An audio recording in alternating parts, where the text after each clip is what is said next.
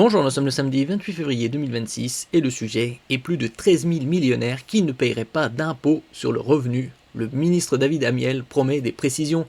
En ce qui concerne le nombre de millionnaires, la France se situe à la 3e place mondiale avec 2,9 millions de millionnaires.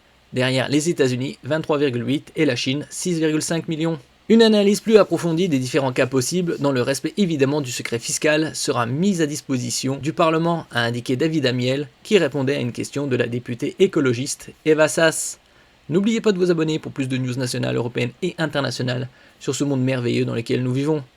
Le ministre de l'Action et des Comptes Publics, David Amiel, a promis mardi d'apporter au Parlement des précisions sur les plus de 13 000 foyers fiscaux dotés d'un patrimoine élevé, mais sans imposition sur le revenu.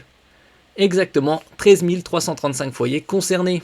Des documents sur la fiscalité des particuliers en 2024 transmis par le ministère et analysés par le Sénat avaient permis de montrer que 13 335 foyers redevables de l'impôt sur la fortune immobilière, IFI, payaient un impôt sur le revenu nul, voire négatif. La révélation de ce chiffre mi-février avait scandalisé l'opposition, car un mois plus tôt, la ministre Amélie de Montchalin, qui a précédé M. Amiel au portefeuille de l'Action et des Comptes Publics, avait dit à l'Assemblée nationale qu'il n'était pas vrai que des dizaines de milliers de Français fortunés ne paieraient aucun impôt sur le revenu. Il n'y a pas de document à Bercy qui le montrerait, avait-elle ajouté.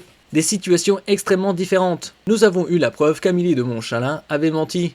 Une preuve qui vient tout droit de Bercy, a déploré Madame Sass mardi. Incroyable, une politique qui ment. Il faut arrêter d'entretenir la confusion dans ce débat, a répondu M. Amiel.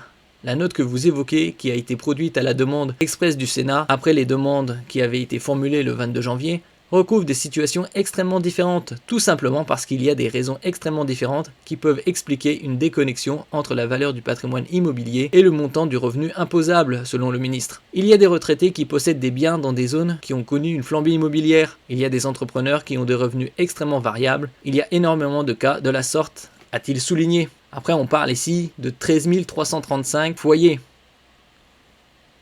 Merci pour votre écoute et à la prochaine.